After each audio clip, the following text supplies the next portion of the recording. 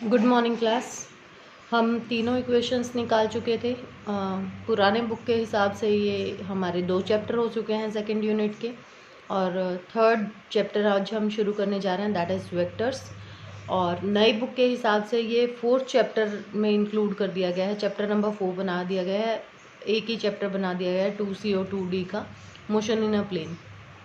तो जिनके पास पुरानी बुक है उनके लिए मैं बता दूं कि ये चैप्टर थर्ड है, 2C है वेक्टर्स, और जो नई बुक के हिसाब से है वो मोशन इन अ प्लेन के नाम से मिलेगा आपको चैप्टर नंबर 4।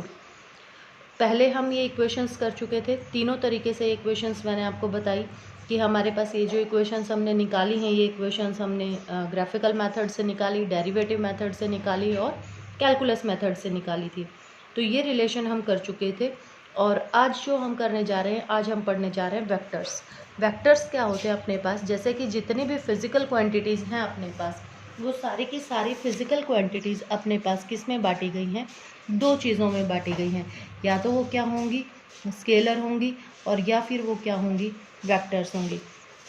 ये मैं आपको पहले भी बता चुकी हूँ कि अपने पास स्केलर वो फिजिकल क्वांटिटीज़ होती हैं जिनके पास सिर्फ और सिर्फ मैग्नीट्यूड होता है, जिनके पास कोई डायरेक्शन नहीं होती।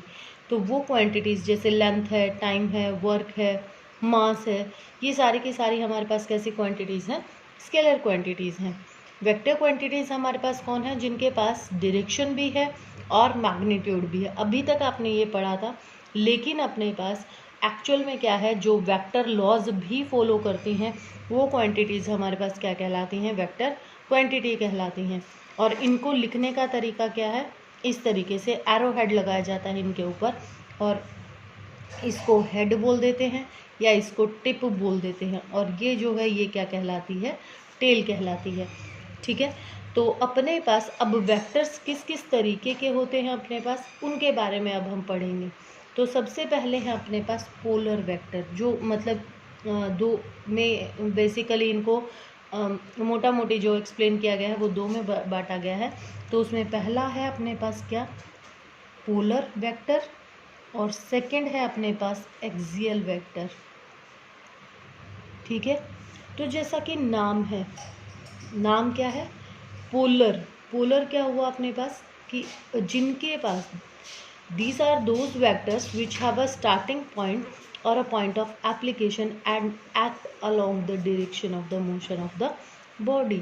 यानी कि जिनके पास कोई ना कोई स्टार्टिंग पॉइंट होगा, और क्या होगा कि उस स्टार्टिंग पॉइंट से, या उस पॉइंट को हम क्या कह सकते हैं, पॉइंट ऑफ एप्लीकेशन कह सकते हैं, और क्या कह सकते हैं कि उस पॉइंट से वो डायरेक्शन ऑफ मोशन में एक्ट कर रहा हो। तो वो वेक्टर्स जो होंगे अपने पास वो क्या कहलाएंगे, पोलर वेक्टर्स कहलाएंगे। अब जैसे फॉर एग्जांपल मैं कहूँ कि मेरे पास ये स्टार्टिंग पॉइंट है और डायरेक्शन ऑफ मोशन ये है, तो ये जो वेक्टर मैंने बनाया और इसको नाम दे दूँ मैं ए वेक्टर, तो ये जो वेक्टर है ये वेक्टर क्या कहलाएगा, पोलर वेक्टर कहलाएगा। दूसरा एक्सियल, एक्सिस के अराउंड जो वेक्टर हों, तो अपने पास एक्सिस के अराउंड, जैसे अपने पास मैंने कहा कि अपने पास ये वेक्टर है, ठीक है, तो जो रोटेशन होगी, जैसा अगर आपको याद हो तो 10th क्लास में आपने एक राइट हैंड रूल किया था या राइट हैंड थंब रूल किया था। अब ये देखो, ये मैंने घुमाया, कहाँ आया मेरा थंब, ऊपर की तरफ, तो दैट मीन्स कि इसकी जो डायरेक्शन ऑफ मोशन है वो कैसे होगी, ऐसे। तो ऐसे, तो ये कौन सी हो गई अपने पास, एंटी क्लॉकवाइज। ठीक है, और अगर यही इस तरीके से होती तो, यानी कि ये ऐसे होती तो थंब कहाँ गया, नीचे। तो डायरेक्शन जो होती है अपने पास वेक्टर की वो कहाँ होती, डाउनवर्ड डायरेक्शन में, यानी क्लॉकवाइज होती तो अपने पास कहाँ आ जाता, ये क्लॉकवाइज डायरेक्शन में आ जाता। तो ये इस तरीके से अपने पास 2 तरीके से ये वेक्टर्स होते हैं, एक तो पोलर जिनके पास स्टार्टिंग पॉइंट है, और जो क्या कर रहे हैं, एक्ट कर रहे हैं अपने पास किसमें, डायरेक्शन ऑफ मोशन में एक्ट कर रहे हैं, या एप्लीकेशन पॉइंट से अपने पास डायरेक्शन ऑफ मोशन में एक्ट करें, तो वो वेक्टर्स हमारे पास कहलाएंगे पोलर वेक्टर्स। और जो दूसरे हैं अपने पास एक्सियल वेक्टर, जो कि किसी एक्सिस के अराउंड क्या कर रहे हों, रोटेट कर रहे हों। तो जो एक्सिस होगा, जिस हिसाब से उनका ओरिएंटेशन होगा, उसी हिसाब से ही अपने पास क्या आ जाएगा, उनका डायरेक्शन आ जाएगा। अब सबसे बड़ी बात यह है कि अपने को ज़रूरत क्या पड़ी वेक्टर्स पढ़ने की, इंपॉर्टेंस क्या है वेक्टर की। ठीक है, तो अपने पास ऐसे बहुत सारे लॉज हैं जो कि कॉम्पैक्ट फॉर्म में क्या किए गए हैं, सिर्फ और सिर्फ वेक्टर फॉर्म में दिखाए गए हैं। कॉम्पैक्ट फॉर्म यानी कि वैसे तो उनको अगर देखा जाए तो वो बहुत बड़ी बड़ी उनकी वैल्यूज़ आ रही थी, तो उनको कॉम्पैक्ट फॉर्म में लिखने के लिए किसका यूज़ किया गया, वेक्टर्स का यूज़ किया गया। दूसरा कि अपने पास जो फिज़िकल क्वांटिटीज़ हैं, उन फिज़िकल क्वांटिटीज़ के साथ अगर अपने पास डायरेक्शन भी है तो अपने पास क्या मिल रहा है अपने को, उनका मोशन कैसा होगा, या सिंप्लीफाई करने में उनको क्या रहेगी, हमें आसानी रहेगी कि प्लस माइनस जो हम अकॉर्डिंग टू डायरेक्शन साइन क्या करते हैं, यूज़ करते हैं।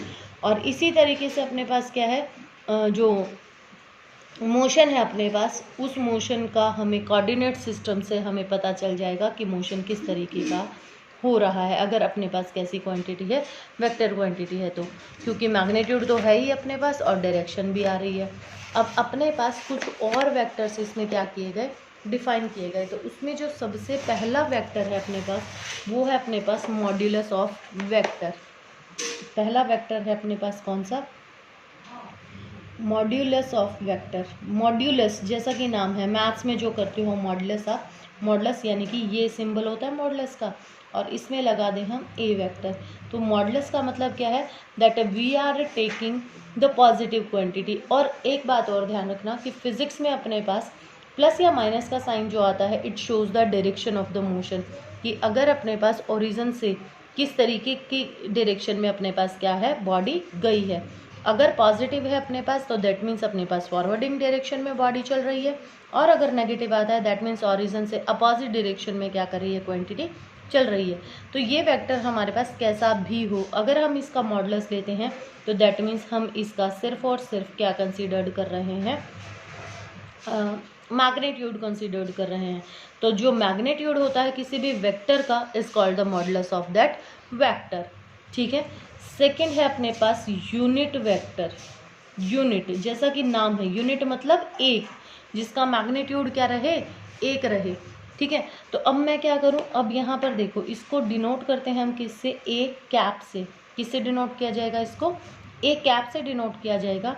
And it is equals to vector of A divided by modulus of A. Magnitude से मैग्नीट्यूड कट जाएगा, कितना रह गया 1, और सिर्फ क्या बच जाएगी अपने पास, डायरेक्शन बच जाएगी। And it is called the unit vector. अब अपने पास जो कोऑर्डिनेट सिस्टम है, वो कोऑर्डिनेट सिस्टम हमारे पास कौन कौन से होते हैं, X Y and Z. Along X axis हम यूनिट वेक्टर शो करते हैं किससे, आई से। अलॉन्ग वाई एक्सिस हम यूनिट वेक्टर शो करते हैं किससे, जे से। और अलॉन्ग जेड हम यूनिट वेक्टर लिखते हैं किससे, के से। ठीक है। तो ये पर्टिकुलर सिंबल्स हैं जो कि हम यूनिट वेक्टर के लिए अलॉन्ग द एक्सिस हम क्या करेंगे, यूज़ करेंगे। ठीक है। तो अपने पास ये जो एक्स वाई और जेड यूनिट वेक्टर्स हैं, ये होंगे किसके अलॉन्ग, एक्स वाई और जेड के अलॉन्ग होंगे। तो अगर मान लो कि अब मैं आपको इसका एक एग्जांपल करा रही हूँ कि अगर मान लो अपने पास कोई वेक्टर दिया हुआ है 4i माइनस 3j प्लस के। ठीक है। तो अपने पास मान लो कि ये वेक्टर दिया हुआ है और ये वेक्टर अपने पास कितना, ए वेक्टर है। अब इसका मॉडुलस निकालने का तरीका क्या होगा, अब इसको मैं पहले क्या कर दूं, तोड़ दूं। किस में, इसको क्या लिख सकती हूँ, ए x I along X axis, A Y J plus a Z के। ठीक है। ये इस तरीके से इसके कंपोनेंट्स क्या हैं, ब्रेक कर दिए जाएंगे। तो ए एक्स की वैल्यू, अब कंपेयर करो, ए एक्स की वैल्यू कितनी आ गई 4, आई आई है, तो ए एक्स की वैल्यू कितनी आ गई आपके पास 4, ए वाई की वैल्यू कितनी आ गई आपके पास -3। ठीक है। और यहाँ पर प्लस ए जेड की वैल्यू, यहाँ कुछ भी नहीं है यानी कि यहाँ क्या है 1, तो ए जेड की वैल्यू क्या आ गई आपके पास 1। और मॉडुलस निकालने का तरीका क्या होगा अपने पास, a is equal to √ a x square plus a y square plus a z square, और वैल्यूज़ क्या आ जाएंगी 4 square plus 3 square plus 1 square. कितना आ गया ये अपने पास, 4 4 ज़ा 16, 9 प्लस 1, और कितना आ गया ये √226। ठीक है। 10 16 26। ठीक है। तो ये कितना आ गया अपने पास √26। तो ये किसकी वैल्यू आ गई अपने पास, मॉडुलस की आ गई। और हमें क्या निकालना था, यूनिट वेक्टर। तो यूनिट वेक्टर जो होगा वो किसके बराबर हो जाएगा अपने पास, vector of A divided by modulus of a. और वेक्टर की वैल्यू क्या थी 4i माइनस 3j प्लस के और डिवाइडेड बाय √26। तो ये क्या कहलाएगा, इसका यूनिट वेक्टर कहलाएगा। ठीक है, इसी तरीके से अपने पास नेक्स्ट है इक्वल वेक्टर। थर्ड वन है अपने पास क्या, इक्वल वेक्टर। जैसा कि फिर से नाम है इक्वल, यानी कि क्या हो अपने पास, बराबर हो, लेकिन इसमें क्या हो अपने पास, that they are acting in the same direction to, direction भी सेम होनी चाहिए। तो यहाँ पर a और b है। अगर मैं यहाँ पर कह दूँ कि a मॉडुलस ऑफ a बराबर है मॉडुलस ऑफ b के, यानी कि इनका मैग्नीट्यूड बराबर है और they are acting on the same direction, तो vector of a equals to vector of b, तो those are called equal vectors. ठीक है, फोर्थ है अपने पास नेगेटिव वेक्टर। किसी का नेगेटिव वेक्टर खींचना हो तो यानी कि ये वेक्टर हो गया अपने पास a और इसी के ही अपोजिट है, having the same magnitude but acting in the opposite direction. ठीक है, तो these are called the negative vector. Magnitude इनका सेम रहे लेकिन ये अपोजिट डायरेक्शन में एक्ट करें, तो यानी कि b इज इक्वल टू किसके बराबर होगा, माइनस ऑफ a वेक्टर की होगा। तो ये जो a है b a का क्या है, नेगेटिव वेक्टर है। फिफ्थ है अपने पास को इनिशियल, जिनका इनिशियल पॉइंट क्या रहे, सेम रहे, तो they are acting like that, कि ये इनका इनिशियल पॉइंट दोनों वेक्टर्स का a और b का क्या हो गया अपने पास, सेम हो गया। किसी भी एंगल पर ये क्या कर सकते हैं, एक्ट कर सकते हैं। ठीक है, फिर हम लिखें कोलीनियर, जैसा कि इसका भी नाम है कोलीनियर। तो कोलीनियर जो होगा अपने पास, कोलीनियर क्या होंगे अपने पास, these are those vector which having the equal और unequal magnitude and are acting along the parallel straight lines. कि पैरेलल स्ट्रेट लाइंस में ये क्या कर रही हूँ, कि यानी कि चाहे ऐसे एक्ट कर रही हूँ, चाहे ऐसे एक्ट कर रही हूँ, चाहे अपोजिट डायरेक्शन में पैरेलल हूँ या इस तरीके से हूँ, तो ये हमारे पास क्या कहलाएंगे, कोलिनियर वेक्टर्स कहलाएंगे। अब सेवेंथ है अपने पास कोप्लेनर। कोप्लेनर क्या होगा अपने पास, प्लेन में, यानी प्लेन कौन सा, जैसे कि अब मैं कहूँ कि ये मेरे पास एक प्लेन है, तो इस पर कोई वेक्टर एक्ट कर रहा है या इस पर कोई वेक्टर एक्ट कर रहा है, तो ये दूसरा प्लेन हो गया। तो ये क्या कहलाएगा अपने पास, एक ही प्लेन पर जो वेक्टर्स एक्ट कर रहे हों, those are called coplanar vectors. The vectors which are acting in the same plane are called coplanar vector। ठीक है, एट्थ है अपने पास लोकेलाइज्ड वेक्टर। लोकेलाइज्ड वेक्टर क्या होगा, those having the initial point fixed, क्या होगा, जिनका इनिशियल पॉइंट क्या रहेगा, फिक्स होगा, तो वो क्या कहलाएंगे, लोकेलाइज्ड वेक्टर कहलाएंगे। या इनको और क्या कहते हैं, फिक्स्ड वेक्टर भी कहते हैं। जैसे अगर मैं आपको एक एग्जांपल दूं कि आपका जो घर है, आपके घर से आप कहीं पर भी जा रहे हैं तो वो फिक्स्ड है कि आप अपने घर पर तो होंगे ही होंगे एट द एंड। ठीक है, तो जब भी कोई नई शुरुआत होगी तो आप कहाँ से निकलेंगे, अपने घर से निकलेंगे, तो वो आपका क्या है, फिक्स्ड पॉइंट है। तो वहाँ से मान लो आप वहाँ से आप कहाँ गए, बाजार गए, तो आप वेक्टर ड्रॉ कर लीजिए। घर से आप कहाँ गए, स्कूल गए, तो आप ड्रॉ कर लीजिए। तो यानी कि वो जो पॉइंट है आपका, वो पॉइंट आपका क्या है, फिक्स्ड है। तो उससे जितने भी वेक्टर्स आपके निकलेंगे, को इनिशियल तो डेफिनेटली वो होंगे और वो क्या कहलाएंगे, आपके लोकलाइज्ड वेक्टर्स भी कहला सकते हैं। ठीक है, नॉन लोकलाइज्ड, जिनका इनिशियल पॉइंट कोई फिक्स ना हो, यानी कि ये जो वेक्टर्स होंगे, ये वेक्टर्स कैसे होंगे, हमारे पास फ्री वेक्टर्स होंगे। इनके पास कोई भी किसी भी तरीके का क्या नहीं होगा, फिक्स्ड पॉइंट नहीं होगा, कहीं से भी हम इनको क्या कर सकते हैं, कंसीडर कर सकते हैं। तो ऐसे वेक्टर्स जो होंगे अपने पास, वो वेक्टर्स हमारे पास क्या कहलाएंगे, नॉन लोकलाइज्ड वेक्टर्स कहलाएंगे। अब इसके बारे में जो अपने पास, अब यहाँ पर हम क्या निकाल रहे हैं, पोजीशन वेक्टर और डिस्प्लेसमेंट वेक्टर निकालेंगे। ठीक है, पोजीशन वेक्टर,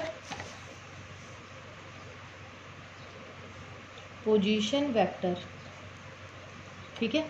अब पोजीशन वेक्टर क्या है अपने पास, जैसे कि अब मैं कहूँ कि जैसे आप क्लास में कहीं बैठे हुए हो, ठीक है, अब हमने मान लिया कि अपने पास ये जो बेंचेस लगे हुए हैं और हमने मान लिया अब आपकी क्लास के बच्चों के नाम मैं सबके तो नहीं जानती हूँ, हर्षल को जानती हूँ मैं। मान लिया यहाँ हर्षल बैठा था और ये आपकी क्लास है, ठीक है। इस फर्स्ट रो में थर्ड बेंच पर हर्षल बैठा हुआ है, ठीक है। अब हर्षल यहाँ से उठ के और कहाँ आ गया, यहाँ आ गया, सेकंड रो में फर्स्ट बेंच पर आ गया। तो अब अपने पास इसमें आप डिसाइड करेंगे इस क्लास में कि आपके पास 4 कोने हैं, उन 4 कोनों में से आप किसको कोऑर्डिनेट सिस्टम मान रहे हो। मान लो कि मैं इसको कोऑर्डिनेट सिस्टम मान रही हूँ। अब ये क्योंकि 2D है तो यहाँ पर अपने पास ये x एक्सिस, ये y एक्सिस हो गया, और जो ऊपर की तरफ आपके ऐसे दीवार होगी वो क्या होगी, आपकी z एक्सिस हो गई, ठीक है। तो इसके अकॉर्डिंग तो ये कहाँ है, यहाँ पर था, ये तो इसका हो गया कौन सा, इनिशियल पोजीशन हो गई इसकी, ठीक है। तो ये इसका क्या कहलाएगा, पोजीशन वेक्टर कहलाएगा। तो यहाँ पर अपने पास मान लिया कि हमने इस पॉइंट को नाम दे दिया P और वैल्यू मान ली x1, y1 और z1। फिर ये थोड़ी देर बाद उठकर और कहाँ आ गया, यहाँ पर आ गया। तो यहाँ से अब एक और वेक्टर ड्रॉ कर दिया। अब यहाँ पर पोजीशंस इसकी क्या हो गई, चेंज हो गई।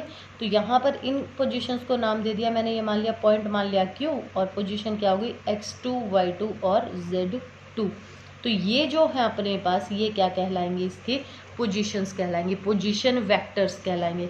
अब अगर मैं P को लिखना चाहूँ, ठीक है, कि अगर मैं क्या कहूँ कि यहाँ से, अब यहाँ से और यहाँ तक इसको नाम दे दूँ मैं R1, तो R1 वेक्टर जो होगा मेरे पास क्या हो जाएगा, x1i, y1j और प्लस z1k, और इसको नाम दे दूँ कितना, R2, तो R2 कितना हो जाएगा मेरे पास, x2i plus y2j plus z2k। ये अपने पास क्या कहलाएंगे, पोजीशन वेक्टर्स कहलाएंगे।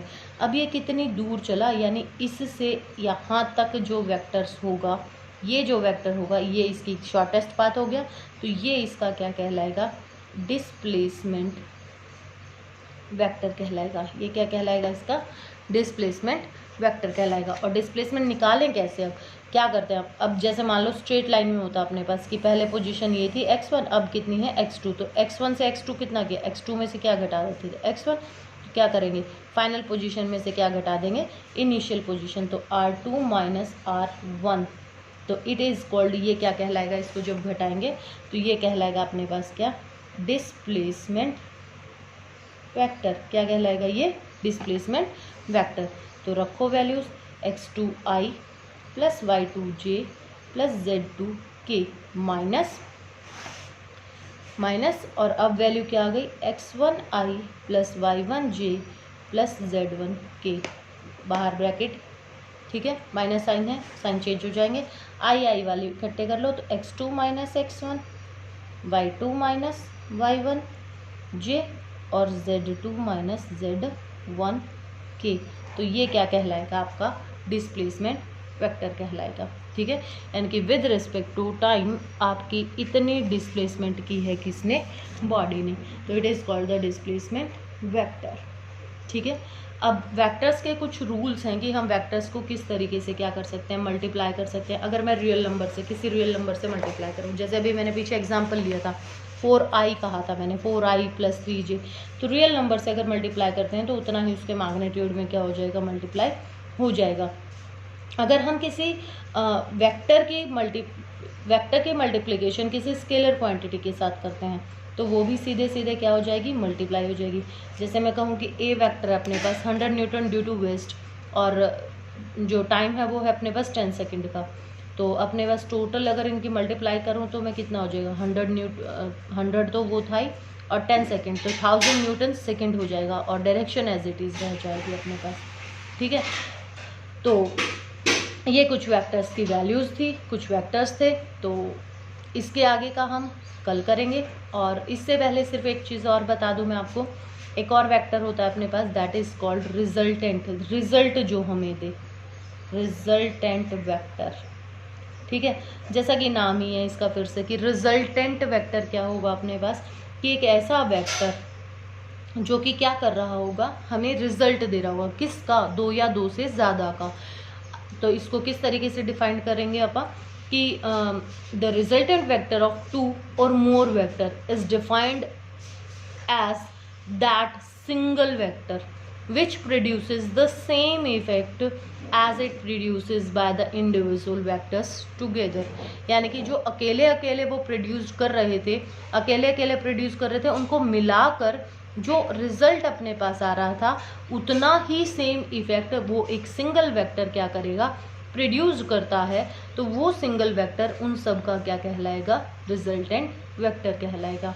तो इसमें सिंपल लॉज हम यूज़ करेंगे, लेकिन ये अलजेब्रिक लॉज फॉलो नहीं करता है।